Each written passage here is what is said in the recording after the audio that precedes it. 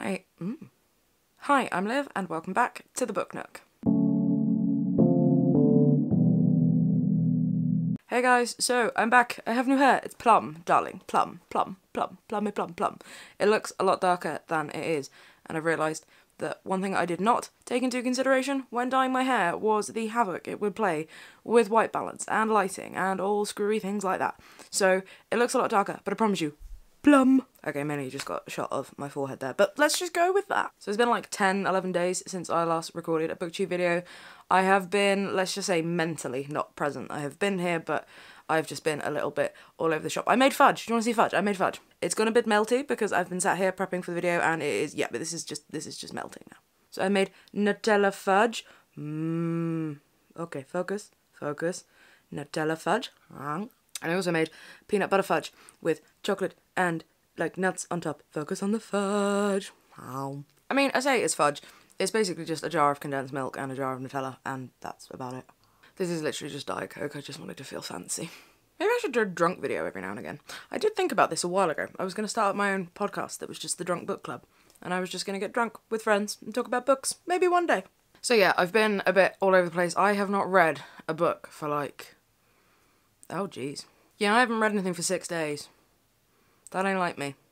Yeah, I haven't been able to concentrate on reading, and at the beginning of the week I had this thing where I was looking back at some of my writing from my MA, and I was like, oh, some of this is not totally shit, and maybe okay, and then since then I've just kind of been like, no, maybe not. So, who knows what's happening there? Okay, so this is definitely more of a catch-up, ranty, not ranty, just catch-up, weird video. I don't know, I may be overcompensating for not having been here for, I don't know what's happening. To recap, haven't read a book in 6 days. I've made some fudge. There was Coca-Cola nut wine. Other brands of colanated products are available. And yes, colanated is now a word. So let's talk books though, because that's presumably what you're here for. First thing I want to say is, yay! For Atrib by Ellie Williams. Sorry, that was really loud. Yay! For Atrib by Ellie Williams, Atrib and Other Stories. It has won the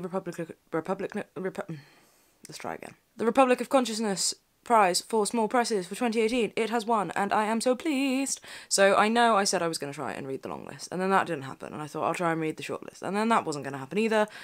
But ultimately, I think the other books on the short list that I read and did enjoy, and the other books that were on the long list that I was looking at and thought I would enjoy, I just don't see anything beating this in my head. So I am thrilled that this book has won. I've ordered in a load of copies for work, and I've got it on a table, and my voice is going. That is hands down the best bit of my job, and the bit I love the most is that when you read a book that that just does something to you in here, just does something funny in here and up here, that you can just tell people about it and get really excited about it. And it's actually been really nice that when I've been talking to customers about it, that's one of the things they, like, 3 of the customers that I spoke to today about this book and got really excited about and sold it to, got really excited about how excited I was. And that's what's so fantastic. And that's what I think is just brilliant about the bookish community and working in bookshops. It's just when people get excited about a truly bloody good book and you can share that. So I'm absolutely thrilled for Ellie Williams and for Influx Press for winning this prize. And I will be doing all that I can as a bookseller and as a human being to make sure that everybody reads this. So if you're watching and you haven't watched my video where I rant and rave about this, I will link that here, or down below. I don't think I can do that, like, here.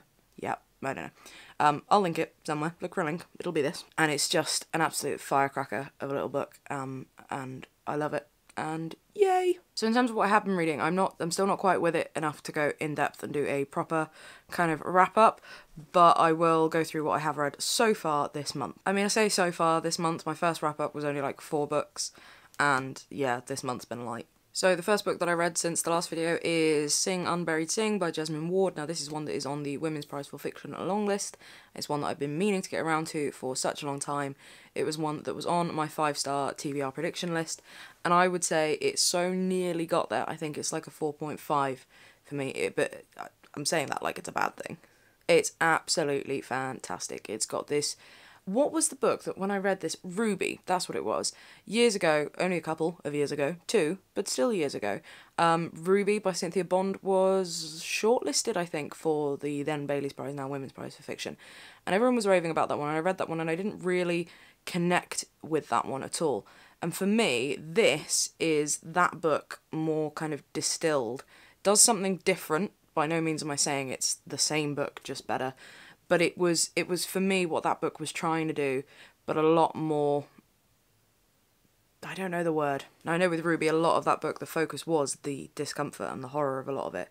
And I just didn't quite sort of connect with it, and I didn't love that book. But this book, I absolutely love. So this is essentially the story of 13-year-old Jojo and his family, and his mum Leonie is a bit of a drug addict, a bit of a down and out. His father, who is white, is in prison.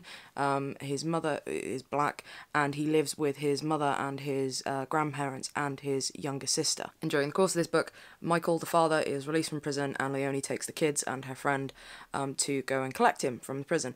And then what it also does is it weaves in this historical penitentiary where Michael's been in prison, up in Parchment, that where it used to be a sort of well, it was a prison for slaves, basically. It was where Jojo's grandfather actually was, and so there's this interweaving of history and ghosts throughout. The language is just electric. The visuals in this are just absolutely sparkling. This novel is everything that I've heard it was going to be and more, and I absolutely loved it. I will be pretty damn bummed if this doesn't make the shortlist, to be quite honest with you. I know I haven't read all the long list yet, but just looking at this one, it was just so fantastic. It really sort of moved me. It was just beautifully wrought. The characters, Jojo, I just want to hug him and just make everything okay. But all of the characters are just so human that there's no kind of two-dimensional characters. There's none of this kind of, oh, Leonie's a rubbish mum, so we'll hate her. There's none of that. Everybody is so fallibly human that you just want to keep consuming this story. Told you, not fully with it enough to talk about it, but essentially, Sing Unburied Sing by Jesmyn Ward. Can so see why Jesmyn Ward has won the National Book Award previously. This is an absolute cracker of a book. Go pick it up. Then I read a book that's a little bit different, and again, because I'm not quite with it enough yet, and partly because I'm going to be talking about the next two books that I'm talking about here properly for my next vlog for the Waterstones channel.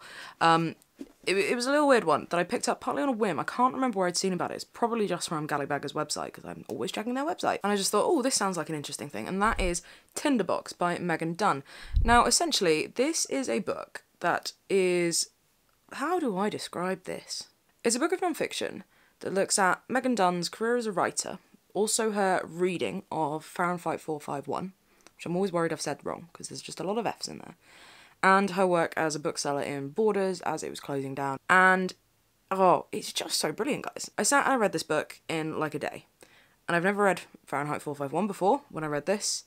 I'd not really had any real sort of compunction to. I know it was one that, you know, as a bookseller, it's kind of one of those, oh, I can't believe I haven't read Fahrenheit 451 kind of thing. But I'd never had any massive kind of draw to it. I was like, okay. And I think that is partly because, and this is where it gets weird and total tangent. Fahrenheit 451, we found it in sci-fi. Why do we put Fahrenheit 451 in sci-fi, but not 1984? Dystopian societies, bit of technology in there, futuristic. I say we, yes, we do in the bookshop, that's where it goes. And I do not agree with that. I didn't really have the biggest opinion on that before I read it, which I have now done. I always thought it sounded a bit odd, but I didn't know for definite because I hadn't read the book, and now I've read the book, I'm like, what the hell's that all about? But anyway, Tinderbox is a scorching little book.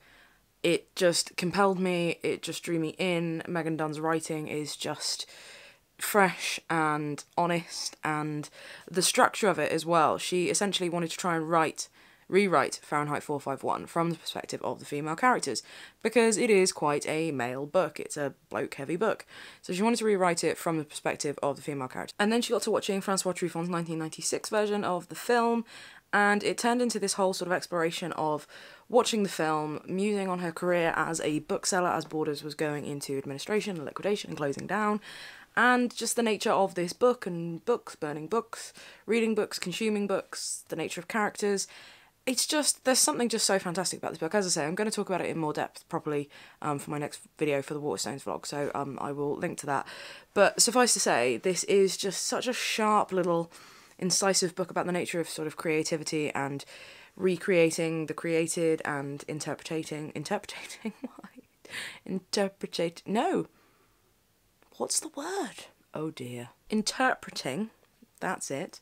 Interpreting books that have been around and have been read and much celebrated and looking at them in a modern light, and at looking at her own career as a writer. And I think this is partly what maybe made me go back and look at some of my own writing, was to think about, you know, my sort of structure as a writer and how I do things. And it's just, this one got me fired up. No pun intended. Pun definitely intended. So I did then go out and get myself a copy of Fahrenheit 451, and I sat and read that. And yeah, all I would say is very, very male heavy. I did enjoy it. You can race through it. It's quite interesting. As I say, we'll talk about that more for the video for the Waterstones vlog. But yeah, sat and read that one. Only, oh, sorry. I do not think I would have picked this one up if it weren't for Megan Dunn's Tinderbox. And it's interesting because reading that book, having never read 451 or watched the film, was, for me, like, obviously that's the only way around I've done it, the only way around I'll know, but I feel like that's the right way around to do it now. Because it was like I was learning about these characters in this book before reading it, and then I read it, and I have also picked up the film. So the next book I read, and I do kind of wish I was a little bit more with it and more able to talk about it, but I think even if I was, I would probably get it wrong in terms of communicating how I actually feel about this one, and that is Why I'm No Longer Talking to White People About Race by Renée Edo-Lodge. Finally got around to reading it. I have got the hardback, but I picked up the paperback because I was quite intrigued. I am a sucker for the little extra chapter aftermath that's come out in the paperback that's talking about the reception of the hardback and how it's been received and how the conversations have sort of gone since then. And all I will say is, if you think you don't need this book, you're wrong. If you think you've got your own relationship to white privilege figured out, you're wrong. You need this book. This is one of those books that I sat up and read and didn't want to go to sleep. It woke me up. And I know that sounds really so woke. I know that sounds ridiculous, but it woke me up. I'd go and read it in bed, and then like 2 hours later I'd be like, well, there's no sleep now. It's just incredible. It's vital in every sense of the word. There's a few books that I've read in the last year or so that are ones that I just think should be on the curriculum. They are ones that teachers should read, teachers should teach, students should read, everybody should read. If there ever was a kind of opposite of book burning society where you force people to read particular books, which is, you know, totally detrimental and not what I actually mean. But you know, when you just read a book and you just think that is so important, there's no excuse for people not to read that and to actually think about it, and this is one of them. One of the key things that I got from this, I think, is that it's really important not to be all kind of woe is me, white privilege, I'm so sorry. It's important to recognise there's white privilege. Sorry, I done fucked up, but now I'm going to try and amplify the voices of those people that need to be heard. And I don't know, it all sounds like I feel like I'm doing exactly what the book tells me not to do or says not to do, because it's not helpful. It's not helpful to any of this discourse for me to be talking about my relationship to white privilege. What's helpful is for you to go and read this fucking book. So go and do that, because do it. It's ironic as well, isn't it? Like, my worrying about how am I talking about this book right in terms of have I taken in what it's told me is exactly the problem as well. So I'm going to stop doing that and just tell you all to go and read it, because if you don't think you need it, you're wrong. Everyone needs to read this book. Open your freaking eyes and read it. So that's definitely the sweariest I think I've ever been on this channel, and I'm going to eat some more fudge to that. Yeah, that is literally just melted goo now, I'm not going to lie. And then the last book I read before I kind of shut down and just couldn't really read anything else, and in a way I'm kind of going to blame this book for that a little bit, is Hera Lindsay Bird's poetry collection, Hera Lindsay Bird. It's eponymous. I love how I can say that word right, but not interpreting. So this is a poetry collection that I've been hearing a lot about, and it came into work, and I thought, yes, please. And it's just fantastic. As a contemporary poetry collection, it's still feeling a little bit close, that I can't really kind of talk, again, not fully with it. I'll get there eventually, guys. Sorry. Bear with. And you know how I've historically said I'm not really a page bender? Both ends. So yeah, this is just an absolutely fantastic collection that talks about sort of feelings and emotion and the modern world, and there's also a fantastic poem in there about Monica from Friends, and I would like to get her started on Ross, please, that would be nice. And there's just something about this collection, especially with contemporary poetry at the moment. I've always been a fan of contemporary poetry, and I always think there's a risk, though, with contemporary poetry, where it can either be so kind of da-da-da-da, da-da-da, aren't I so Basically Ruby Kaur. Or it can be so kind of overly complicated to the point where you're being clever for the sake of being clever, which, don't get me wrong, I like a bit of that, you know, I like a bit of wanky poetry. But there's just something kind of so, and I'd say it's definitely a poetry collection I've read recently that there've been so many lines in there that have literally physically kind of hit me a little bit in the chest and just been like, oh, that's what I've been trying to say my whole life in these particular situations. So there's just something so kind of insightful about this collection, and I just, yeah, it kind of threw me for 6 a little bit, and I'm still kind of formulating thoughts about that one, but my main thought is it's absolutely fantastic. It's a collection that had an impact on me, and I think you should go read it. So yeah, that's me, back and a little bit floopy, plum-headed. Plum-headed. I feel like that describes my mental state and my hair state. There we go. Plummy. Wait, no, not plummy. Not plummy like plumber. Plummy. I've said plum too many times. Word has lost all meaning.